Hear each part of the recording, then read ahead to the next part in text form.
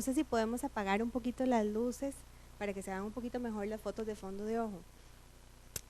Muchísimas gracias por la invitación. Yo creo que este capítulo es súper importante para pacientes en reumatología, porque pues yo creo que nada hacemos con un paciente que esté súper bien de las articulaciones si está ciego, ¿verdad? Entonces yo creo que estas inflamaciones son sumamente importantes de detectarlas de forma temprana y que el reumatólogo refiera al paciente de forma temprana.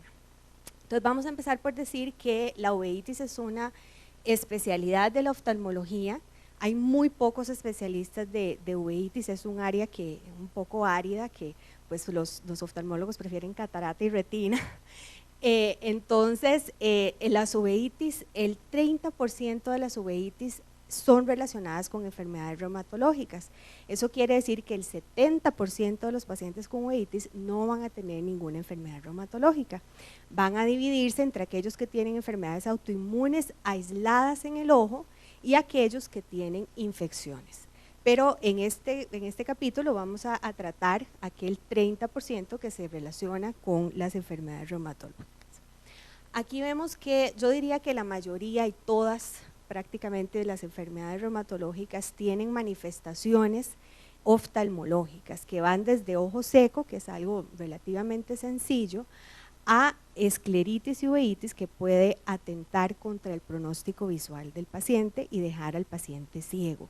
Entonces es muy importante que los reumatólogos envíen a todos los pacientes de su clínica al menos una vez al año a un chequeo oftalmológico. Definitivamente nuestra población está muy educada en piel, está muy educada que el Papa Nicolau, está muy educada que el cáncer de mama, pero en el ojo es muy importante detectar patologías asintomáticas como glaucoma, como incluso tumores como melanoma, y entonces es muy importante que todos vayamos a un control oftalmológico una vez al año.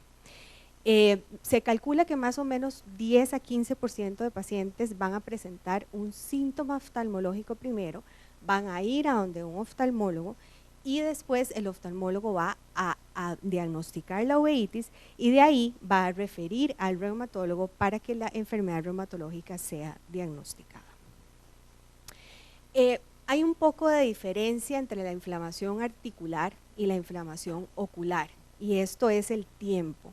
La inflamación articular yo creo que no deja al paciente sin movimiento en semanas, ¿verdad? Yo creo que tiene que ser varios meses con inflamación activa. Sin embargo, la inflamación ocular puede dejar al paciente ciego en días o semanas si no se trata adecuadamente. ¿Por qué? Porque hay estructuras del ojo que cuando se dañan no son reversibles. Y aquí tenemos la pérdida de transparencia corneal, daño trabecular, sinequias anteriores, fibrosis del cuerpo ciliar, edema macular, pérdida de fotorreceptores. Algunas de estas son irreversibles y el paciente, aunque pongamos inmunosupresores, demos el tratamiento adecuado, si el paciente ya tiene alguna de estas, es muy difícil que el paciente termine viendo bien. Estos los traigo como imágenes para que ustedes vean ejemplos de cómo pueden terminar viendo los pacientes con uveitis y otras patologías oftalmológicas. Arriba las dos imágenes son visiones de 20-200, 20-400, esto ya es un paciente con ceguera legal, especialmente si la tiene en los dos ojos, y abajo vemos acá los famosos flotadores, ¿verdad? Todos hay flotadores normales, pues el envejecimiento normal del vitrio, hay condensaciones normales, entonces los flotadores, pues que uno vea uno que otro flotador es relativamente normal, aunque amerita un fondo de ojo. Pero cuando ya empezamos a ver esto se traduce en una vitreitis, que es la inflamación del vitrio. Y acá vemos un paciente pues con una vitreitis también, con una visión borrosa en un lado del campo visual. Entonces acá yo creo que no sé si estamos familiarizados con la anatomía del ojo y vamos a empezar a hablar un poquito primero para ubicarnos y para saber qué son los términos que estamos hablando. Entonces recordemos que el ojo está cubierto por la conjuntiva. La conjuntiva es un tejido transparente, muy fino, que cubre tanto el párpado como el globo ocular. Entonces se divide en conjuntiva palpebral y conjuntiva vulvar. Cuando hablamos de conjuntivitis, estamos hablando de inflamación en esta zona que no es del globo ocular. Luego el globo ocular adelante tiene la córnea, que es esta parte de acá, que es totalmente transparente. Si esto se opacifica, es muy difícil volverlo otra vez transparente y a veces amerita un trasplante de córnea. Y la esclera, que es toda esta parte, lo que la gente llama la parte blanca del ojo. Entonces, en términos de inflamación, vamos a tener escleritis anterior, es decir, que el paciente tiene inflamado la parte que se ve, la parte que vemos del ojo. Vamos a tener escleritis posterior, cuando se inflama toda la parte de atrás de la esclera, y este paciente no va a tener el ojo rojo, pero va a tener muchísimo dolor, sobre todo al movimiento, porque recordemos que los músculos extraoculares están muy cerca y son los que mueven el ojo. La esclera, al estar inflamada y moverse, produce un dolor intenso de movimiento. Y luego vamos a tener la panescleritis. Pan, recordemos que significa todo, entonces está inflamado tanto la parte de adelante como la parte de atrás. La uvea, entonces la uvea viene del término uva de latín, que es uva, ¿verdad? O sea, de la fruta, del color, es la parte pigmentada del ojo y se divide en tres partes. La parte anterior, que es el iris, esta parte de acá, lo que la gente llama la niña del ojo. Básicamente el iris es un músculo que se mueve, se abre y se cierra dependiendo de la cantidad de luz en la que estemos. Cuando estamos en el cine hay poca luz, entonces la pupila va a estar totalmente abierta. Cuando estamos en lugares con mucha luz en el sol, la pupila se va a hacer pequeña y entonces eso para protegernos de la cantidad de luz que entra al ojo. Acá entonces el cuerpo ciliar, tenemos más atrás, todo esto está conectado, entonces el cuerpo ciliar es una estructura que también es un músculo y que nos va a mover el cristalino. Entonces el cristalino es el lente del ojo. Cuando se hace pequeño, cuando el cuerpo ciliar se contractura y se hace pequeño, se hace más convexo y ahí es donde nosotros enfocamos de cerca. Eso es lo que se pierde con la edad, después de los 40. Entonces, eso es lo que nosotros llamamos la presbiopía. ¿Okay? Luego, cuando vamos a ver de largo, el cuerpo ciliar se relaja, el cristalino se adelgaza, se hace más plano y vamos a enfocar de largo. Y luego la coroides es toda esta parte que está desde la pars plana acá, desde el cuerpo ciliar, todo esto es la coroides. Y luego, más adentro de la coroides está la retina. La coroides lleva la circulación, la sangre a la retina. Entonces, básicamente, la uveitis, cuando vemos un paciente con uveitis, lo primero que tenemos que hacer es clasificar esa uveitis. A veces a mí me llegan referencias y entonces dice uveitis, pero en los mismos oftalmólogos no han clasificado la uveitis. ¿Por qué es importante clasificarla?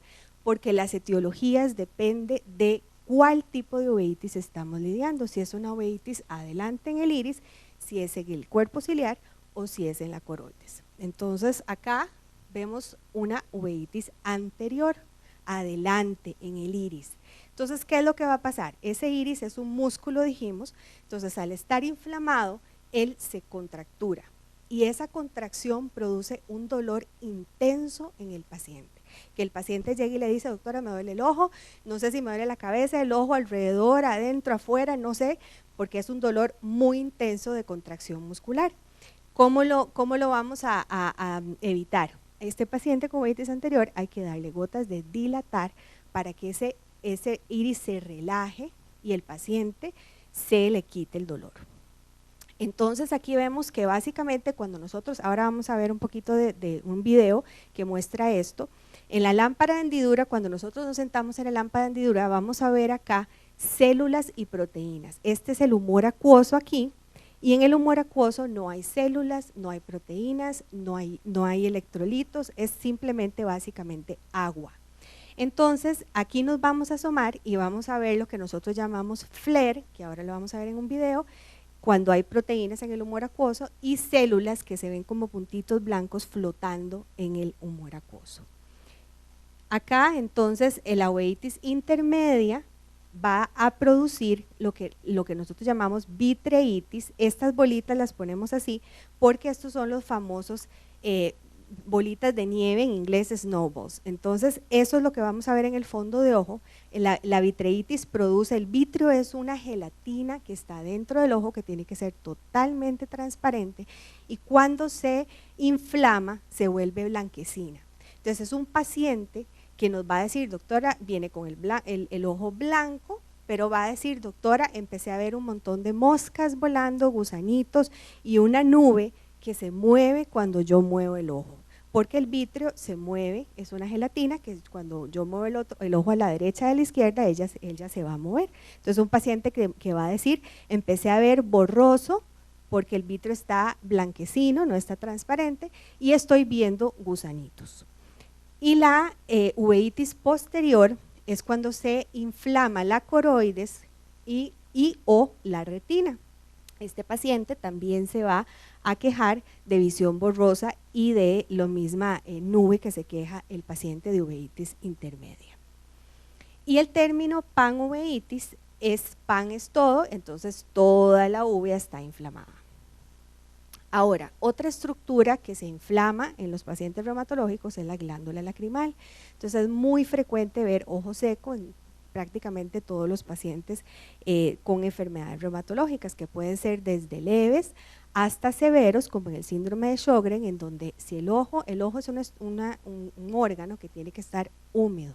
Si el ojo no está húmedo, empieza a ulcerarse, sobre todo en la córnea, y pueden haber úlceras corneales que dejan cicatrices grandes y lo que nosotros llamamos leucoma, que es una cicatriz en la córnea, y eso opacifica la parte transparente adelante, el paciente empieza a ver borroso y amerita un trasplante de córnea. Entonces, cuando nosotros vemos un paciente de reumatología, tratamos de ver qué es lo que se está inflamando. Si es que el paciente tiene un ojo seco, si es que el paciente tiene uveitis, si es que el paciente tiene escleritis o si es que el paciente tiene en la retina vasculitis. Entonces así, vean que cada uno tiene sus causas. Esta lista es larguísima y la resumí, pero estas son las causas más frecuentes de cada una de estas inflamaciones. Entonces, si vemos un paciente con ojo seco, probablemente se va a tratar de un síndrome de Sjögren o una artritis reumatoidea. Cuando vemos un paciente con uveitis, sobre todo uveitis anterior, va a ser una artritis reumatoidea, una artritis idiopática juvenil, una espondilitis anquilosante o una espondiloartropatía. Si vemos un paciente con escleritis, el 60% de pacientes van a tener una artritis reumatoidea o una espondiloartropatía más rara vez. Y la vasculitis, pues es de lupus, de Behçet, arteritis temporal, etc. Entonces vean que a veces el oftalmólogo manda al reumatólogo y le dice, ¿tiene inflamación ocular? Adivine qué tiene. O sea, deme el diagnóstico reumatológico usted. Y en realidad el oftalmólogo es el que debe guiar al reumatólogo para decirle, estoy sospechando espondilitis anquilosante porque tiene una uveitis anterior, o estoy sospechando un Sjögren porque tiene un ojo seco. Es al revés, el oftalmólogo es el que tiene que decirle qué descartar al reumatólogo, ¿verdad? Ahora, ¿qué tan frecuentes son estas inflamaciones en reumatología? Pues va desde tan bajo, digamos, como un 15% hasta un 70% en un síndrome de Behçet. Pero este 15%, por ejemplo, en artritis idiopática juvenil, que son de niños, si no los detectamos al tiempo, ese niño se va a quedar ciego prácticamente en todos los casos. Entonces, es muy importante diagnosticar todas las enfermedades, las inflamaciones oculares en todas estas enfermedades reumatológicas. Y vean que cada uno, el Behçet, como dijimos, da vasculitis, la artritis reumatoidea escleritis, el HLA27 uveitis anterior, y así cada una tiene como su parte de preferencia de inflamar el ojo. Entonces aquí rápidamente para hablar del ojo seco, yo pienso que el ojo seco, prácticamente todos tenemos ojo seco ahora, incluso nosotros estamos viendo cada vez a los niños. Antes el ojo seco era una patología de adultos, de viejitos, por falta de producción de acuosa de la glándula lacrimal, pero ahora hasta los niños llegan con irritación, ojo rojo, y lo que pasa es que pasan con los eyes, como le digo yo a mis hijas, porque una vez en un castigo que le quité el iPhone, digamos, y la encontré jugando con el iPad, y entonces le digo yo, hey, ¿qué pasó? ¿Estás castigada? Me dice, mami, usted dijo iPhone, no dijo iPad. Entonces ahora es los eyes, o sea, lo castigamos eyes. Entonces, pues es muy frecuente, ¿verdad? Tanto en pacientes comunes, es decir, gente normal que no tiene enfermedades reumatológicas, como por supuesto en las enfermedades reumatológicas. Entonces, como dijimos, puede ser un ojo seco tan severo que puede producir úlceras corneales, etcétera. ¿Cómo lo tratamos? Por supuesto, este paciente va a tener inmunosupresión de base, vamos a darle lubricantes tan frecuente como cada media hora, cada 20 minutos, cada media hora. Si es muy severo, vamos a ponerle como un tapón en el punto lagrimal para que la lágrima no salga y se quede más tiempo en el ojo. Entonces, estos se quedan ahí, se salen solitos, no hay que quitarlos y alivia mucho al paciente porque la lágrima tanto la gota como la lágrima que produce se queda más tiempo en el ojo. O podemos darle ciclosporina tópica. Aquí se llama Modusic A, es ciclosporina al 0.05% y eso disminuye un poco la inflamación que produce el ojo seco y así alivia un poco los síntomas. Estos son algunos de los exámenes que podemos ver para diagnosticar el ojo seco. Entonces aquí vemos tinción de fluoresceína, básicamente lo que muestra son úlceras en la córnea. Aquí vemos un paciente y son inferiores. Entonces aquí tenemos un ojo seco leve, aquí tenemos un ojo seco moderado y aquí un ojo seco severo. El famoso examen de Schirmer es simplemente colocar un papelito y medirlo, si miden menos de 10 milímetros el paciente tiene posiblemente un ojo seco. Y esta tinción de rosa bengala, cuando la glándula lacrimal tiene poquita tiene un poquito de más moco de las células globosas de la conjuntiva y eso se ve como colecciones en la córnea y eso hace el diagnóstico de este ojo seco. Ahora vamos a entrar un poquito a la uveitis, que es patología un poco más seria. Seco, la uveitis es básicamente igual que las enfermedades reumatológicas, se da en pacientes jóvenes, es la tercera causa de ceguera en el mundo, o sea que es muy importante la detección y tratamiento, y vean que pacientes como están en edad de entonces va a tener un costo económico, este es un estudio de Estados Unidos, y cada paciente con uveitis que se queda ciego tiene un costo económico alto que parecido a ceguera por diabetes mellitus. Vean, son 242 millones al año en total, o sea, $, al año por persona para mantener ciego que se queda ciego por uveitis.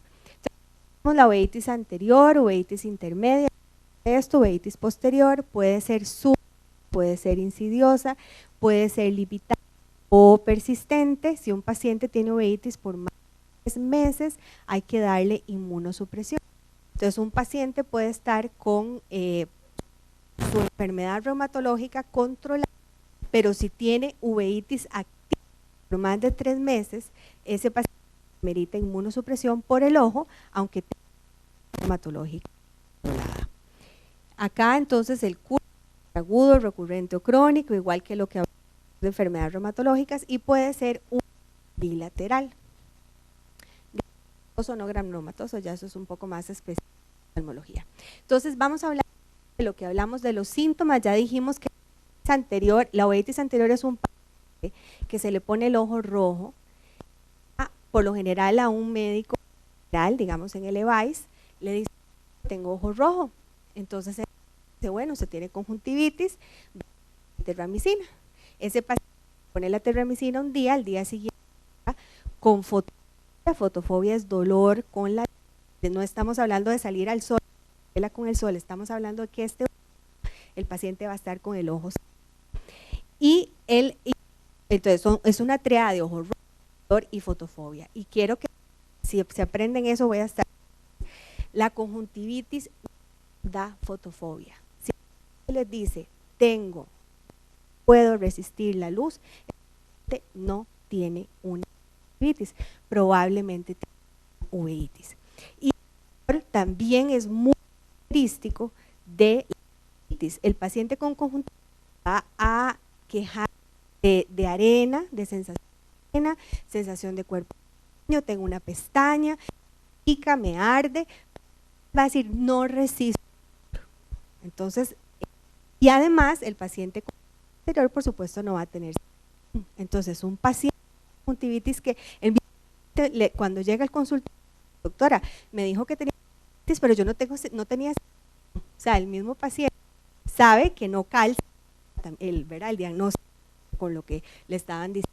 Entonces este paciente molestia, sigue con molestia, peor, pues va a donde regresa al general, el médico general ya probablemente eso no puede ser una y lo manda a un oftalmólogo. Esos son alertas que ustedes cuando al paciente, como el doctor dice, preguntar, hay que saber qué es lo que el paciente tiene y ustedes ir el cuestionario. Entonces, viene con un ojo rojo, les digan, le duele mucho, tiene ya ustedes pueden si es una conjuntivitis o si es más una uveitis. Y la uveitis, la uveitis posterior es un paciente va a decir estoy viendo gusanos, un montón de cuerpos y me muevo, cuando yo muevo el ojo, muevo. Entonces probablemente tiene con el ojo blanco, pero probablemente la inflamación está más atrás. Uveitis pues tiene, ¿verdad? Aquí no sé si podemos apagar la luz, estamos viendo es en la lámpara en diferentes milímetros para ver la cámara y lo que no creo que acá estos blancos, no sé si por ahí, como esta blanca, son las células que podemos ver en la cámara anterior. Entonces nosotros vemos es que esas células, yo creo que en este se ve mejor, estas blancas hacer, los vamos a coger, si a 50, por supuesto eso es muy activo, vamos a clasificar la anterior de la severa a 4 cruces. Creo que puede. Vamos a ver si se ve un poquito mejor. Se ve muy bien, ¿verdad? Aquí están. Son como cuando el cine, el proyecto, y se ve como arenilla, ¿verdad? Así se ve. Entonces ahí se mueve y puede una uveitis leve o severa. Ok, entonces, uveitis anterior, cuando uno tiene uveitis anterior, entonces uno elige el cuestionario y por general tratar de cirugía relacionada a HLA-7. Específicamente, con más es la uveitis anquilosante en un paciente, por lo general, de 20 a 40 años, viene con uveitis y cuando uno ya lo examina, adentro solo es adentro. Entonces uno si tiene dolor, si tiene dolor, rigidez materna, si tiene todos los que ya vimos anterior y ese decir, bien, le había puesto atención, yo pensaba por la posición, por la posición del ejercicio, etcétera, y acostumbrada a vivir con valgia, manda la radio, le manda el H7 y diagnostica la anquilosante. Anterior casi siempre a HLA-7 y hay otras patologías como y Crohn que se relacionan al H27. Es un paciente que el iris cuando se inflama, ¿verdad? Entonces si ese paciente dilata, se va a pegar cristalino. Entonces que nosotros llamamos sinequias posteriores que están acá a las 4 a las 5 acá acá un poco de veras, entonces si se va a pegar, y si ya está, no se pega, entonces no se va a cortar. Dos cosas, es que cuando esté en condiciones de esa pupila y no permite pase mal, ese paciente va a tener dificultad con visión con poca, ¿verdad? También recordemos el acuoso por el lado a la mandibular. Entonces, si este está acuoso, no va a pasar por aquí, produce visión en el ojo y producir glaucoma. ¿Okay? Entonces, esto nosotros llamamos retrocórticos, que son grupos de citan en la y significa que la inflamación que la se grupos y se depositar córnea. Entonces vemos esta uveitis de moderada severa. Ahora, no sé si habéis hablado de la artritis idiopática juvenil la artritis juvenil se llamaba reumatoidea, por lo general un niño de 5 años empieza con infección articular y inflamación abanico desde poca articulación hasta articulación. El paciente tiene artritis oligoarticular, si tiene quitas infecciones en las articulaciones, que se le inflamó ya y luego empieza con la artritis síntomas. El paciente no tiene ni dolor, ni fotografía, ni el ojo. Entonces, el paciente que tiene el optometrista a la escuela le toma la visión y se da cuenta que el niño ve muy mal de uno o de los dos ojos. Lo manda al oftalmólogo y el oftalmólogo ve una uveitis severa, moderada severa, y ve ya una catarata, ve sinequias anteriores y ve lo que nosotros llamamos una queratopatía en banda, que es depósito de calcio en la córnea, que eso quiere decir que la uveitis ha estado ahí muchísimo tiempo. Entonces este paciente, uno le pregunta a la mamá, cuando uno ve una uveitis en niños, uno le pregunta a la mamá si ha tenido dolor en las articulaciones y la mamá va a decir, sí, una vez se quejó de dolor en la rodilla, pero se le quitó. Entonces uno le manda el ANA y por lo general es positivo. Entonces se hace el diagnóstico de una artritis idiopática juvenil, que a veces es un poquito difícil de convencer al inmunólogo o al reumatólogo del diagnóstico, porque como no tiene inflamación articular, pues obviamente no calza con una artritis, ¿verdad? Si el término es artritis idiopática juvenil. Entonces cuesta a veces que les den un inmunosupresor por los ojos si no hay inflamación articular.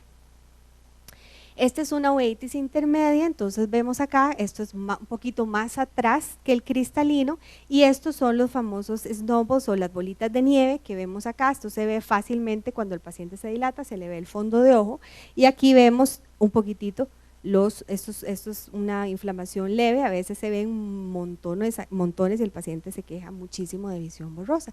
Por lo general el diagnóstico va a ser BESET y sarcoidosis en una uveitis intermedia. Algo que quiero que recuerden es que la uveitis anterior y la uveitis intermedia, el 90% de los pacientes las causas son autoinmunes, mientras que una uveitis posterior, es decir, de la retina y de la coroides, el 80-90% son causas infecciosas. Entonces ya con solo clasificar, volvemos a lo mismo, con solo clasificar al paciente uno va viendo cuáles son las etiologías. Aquí tenemos un fondo de ojo normal, aquí tenemos un paciente con toxoplasmosis, que ese es otro tema, no vamos a hablar de eso, pero aquí vemos un foco activo con una cicatriz adyacente, eso es lo que se ve y con solo ver esto uno hace el diagnóstico de toxoplasmosis, empieza el Bactrim y todo. Este es un paciente con sífilis, que por cierto quiero hacerles un paréntesis y decirles que en este año hay un brote de sífilis que hemos diagnosticado como 10 pacientes que llegan por inflamación del ojo, le hacemos BDRL, el BDRL hay que hacerlo en todos los pacientes con uveitis y HIV, esos son 2 exámenes que todos los pacientes con uveitis tienen que tener, y hemos diagnosticado 10 casos de sífilis, ¿verdad? De todas edades, de todos colores, de todas razas, de todos, ¿verdad?, aspectos económicos, así que si tienen algo extraño que no les suena, un paciente con fiebre, con rash, recuerden que la sífilis da rash en las palmas de las manos y en las plantas de los pies, y eso es muy típico de una sífilis secundaria. Entonces, si hay un paciente con algo extraño, manden un BDRL y un HIV, que yo creo que está como hay una epidemia de sífilis. Este es otro paciente con toxoplasmosis. Y acá vemos una vasculitis. Las vasculitis, sobre todo arteriales, producen infarto en la retina, dejan al paciente ciego en semanas, y con estos pacientes hay que correr para inmunosuprimirlos. Y por lo general se va a tratar de lupus, de Behçet y alguna otra vasculitis como Wegener y otras. Este es un paciente, un chiquito adolescente que inició con visión borrosa de los 2 ojos, y cuando nos asomamos al fondo de ojo, lamentablemente este paciente lo que tiene es lo estudiamos y terminó teniendo un lupus. Lo inmunosuprimimos bastante agresivamente, intravenoso, y después lo pasamos a oral, pero este paciente se infartaron acá. Aquí vemos en la angiografía, lo que muestra es el medio de contraste en las arterias y las venas, y aquí ven cómo se corta la circulación hacia la mácula. La circulación debería llegar prácticamente al centro de la mácula, y aquí vemos las 2 máculas pues prácticamente sin circulación. Este paciente quedó únicamente con visión periférica a pesar del todo el tratamiento que le dimos. Entonces, volviendo a las causas, entonces uveitis anterior, recordar HLA-27 en adultos, artritis idiopática juvenil en niños, las infecciosas son muy raras. La intermedia, Behçet, sarcoidosis, esclerosis múltiple, infecciosas también son un poco raras. La posterior es más infecciosa, entonces sífilis, toxoplasmosis, y autoinmunes pues son pocas, prácticamente solo las vasculitis dan uveitis posterior. Y vean que aquí está, por acá está sífilis, por acá está sífilis, por acá está sífilis. Tuberculosis, entonces BDRL en todos pacientes. Tuberculosis es muy raro en Costa Rica. Yo prácticamente tengo como 8 años de ejercer en uveitis y he visto solo una uveitis por tuberculosis. En realidad la tuberculosis en Costa Rica está muy bien controlada, no sé la experiencia en medicina general, pero en uveitis es muy raro. Vamos a… Y aquí pues esto es lo mismo, los exámenes, ¿verdad? Entonces vean que está aquí BDRL, HIV en todos, uveitis anterior, HLA-27, ANA, uveitis intermedia, pues BDRL, todos los mismos, prácticamente es autoinmunes, y uveitis posterior, toxoplasmosis es la más frecuente. Ya hablamos de todas las complicaciones, el tratamiento apropiado en la uveitis es súper importante. Y estas son todas las complicaciones que pueden pasar, catarata, glaucoma, etcétera. Todo esto puede llevar a la ceguera, y algunas, como dijimos, son irreversibles. La escleritis, entonces, vamos a hablar de este tema un poquito rápido. La escleritis, entonces, es la inflamación de la esclera, puede ser anterior, puede ser posterior, y puede ser de 2 tipos, necrotizante y no necrotizante. ¿Qué quiere decir necrotizante? Que la esclera se adelgaza cuando se inflama. Entonces, al adelgazarse, el ojo tiene riesgo de perforación.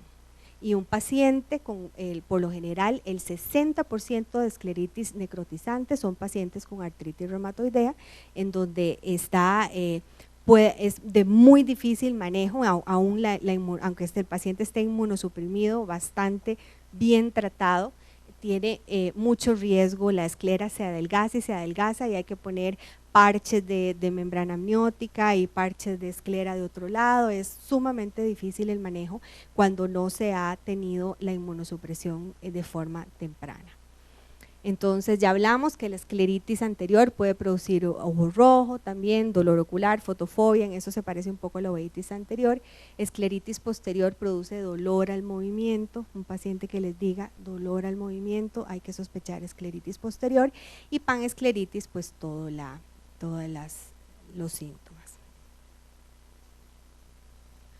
Aquí vemos un paciente con escleritis anterior no necrotizante, es decir, este paciente se le inflama, se cura y no se adelgaza la esclera, mientras que este paciente se inflama y vean que no está ni siquiera tan rojo, pero vean acá, esto que está acá, ya lo que se ve aquí de tejido negro es el cuerpo ciliar donde ya se empieza a ver, ¿verdad? Entonces este paciente, si sigue adelgazándose, por acá se puede hacer un huequito, y si sale ya humor acuoso, vitro y todo, a veces tenemos que eviscerar los pacientes y quitarles el ojito, ¿verdad? Entonces sumamente difícil. Este paciente, a veces incluso para los oftalmólogos es un poco, el diagnóstico a veces no se piensa. Este paciente es un paciente como de 50 años con ojo rojo por muchísimo tiempo, y una vez me trajo todas las gotas que le habían dado. Lo trataron para conjuntivitis alérgica, ojo seco, miles de cosas, y el paciente seguía frustrado, y cuando lo vimos lo mandamos a estudiar, tenía una artritis reumatoidea. Afortunadamente él no tiene escleritis necrotizante, pero lo inmunosuprimimos y el paciente ahora tiene 2 años de estar con el ojito blanco, ¿verdad? Y esta paciente, este es un caso de los tristes que uno no quisiera ver. Esta señora de 70 y resto de años, esto que ven aquí es una prótesis, se ve muy bonita porque la hace un oculoplástico y se ven como ojos de verdad, pero esta es una prótesis de una escleritis necrotizante que se trató con gotas y se trató con gotas y se trató con gotas, no se inmunosuprimió, nunca se le dio inmunosupresor, y la paciente se perforó y le tuvieron que sacar el ojito. Cuando empezó con lo mismo en este lado, me la refirieron. Entonces a veces es un poco tardío y uno no puede hacer magia, ya esto está súper delgado, aquí se ve el cuerpo ciliar, y esta paciente, pues aunque le dimos inmunosupresión bastante agresiva, lamentablemente también se perforó de ese ojito porque la refirieron muy tarde y ahora tiene pues los 2 ojitos con prótesis. Entonces recuerden, escleritis, quiero que tengan en mente artritis reumatoidea, es la primera opción. Ahora, bueno, para hablar un poquito rápido del tratamiento, si, como dijimos anteriormente, aunque la enfermedad reumatológica esté controlada, si hay inflamación ocular, eso amerita aumentar el inmunosupresor o cambiar el inmunosupresor o adecuar el tratamiento hasta que la uveitis esté controlada. O sea, la uveitis a veces hay resistencia, ya no tanto, porque yo creo que ya con la educación y las charlas que hemos dado a través de todos estos años, los inmunólogos, los reumatólogos no tanto, pero los inmunólogos a veces se resistían a dar inmunosupresión por inflamación ocular, y decían, ¿para qué le vamos a dar una medicina tomada solo por un ojo? Y ya vimos todo lo que puede pasar, ¿verdad? Entonces, como me decía una paciente, doctora, yo, aunque tenga mi corazón sano, mis articulaciones bien, yo si no veo no quiero vivir. Y yo creo que la visión es muy importante para la calidad de vida de los pacientes. Definitivamente, pues sin una articulación uno puede vivir, puede manejar, puede hacer muchas cosas, pero sin un ojo es muy difícil manejarse, ser independiente, y entonces por eso es que las inflamaciones oculares tienen que tener tratamiento pronto y adecuado, ojalá por un especialista de uveitis. Entonces aquí nada más para enseñarles, no vamos a entrar en detalles, los inmunosupresores se utilizan a las mismas dosis que se usan en reumatología, y se van escalando, inicialmente primero metotrexate, azathioprina, o dependiendo de la severidad, si la enfermedad es muy severa, pues se da inmunosupresores más agresivos desde un principio. Y los agentes biológicos, que pues no sé si han hablado de eso en las charlas, como infliximab, Enbrel y otros, son un poquitito, se dejan al final. Incluso hay especialistas de uveitis que los utilizan desde el inicio, sobre todo en espondiloartropatías y en BSET. Entonces, ¿qué conclusiones sacamos de esta charla? Debe existir un apoyo entre el reumatólogo y el oftalmólogo.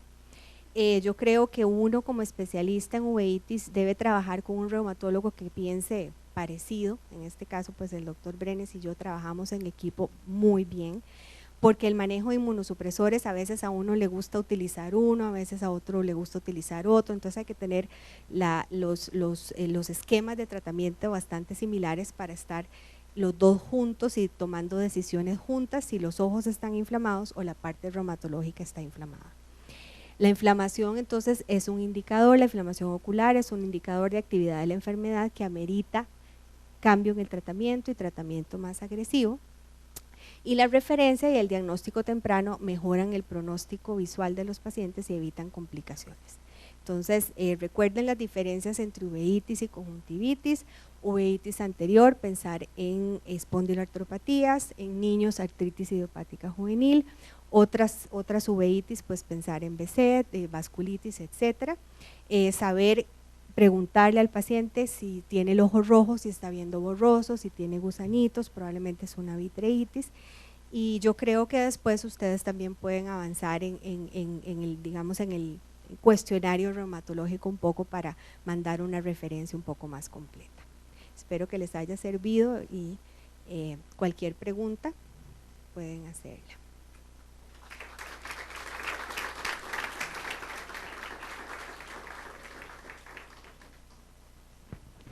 ¿Alguna pregunta? Yo creo que hoy hemos aprendido una cosa importante, ¿verdad? Que es la enfermedad reumatológica no es una enfermedad de las articulaciones, es una enfermedad sistémica. Necesitamos el apoyo de especialistas expertos en el órgano afectado y en este caso el ojo. Muchas veces, inclusive en la enfermedad reumatológica, necesitamos el cardiólogo, el neumólogo, y no quedarnos ahí en que es una condición en la cual nosotros podemos manejarnos con ciertos elementos que mitigan los síntomas, pero no la evolución de la enfermedad. Entonces, tratar un paciente reumatológico es una responsabilidad y sobre todo en el caso del ojo es una obligación garantizarle al paciente su buena condición de calidad de vida. Doctora.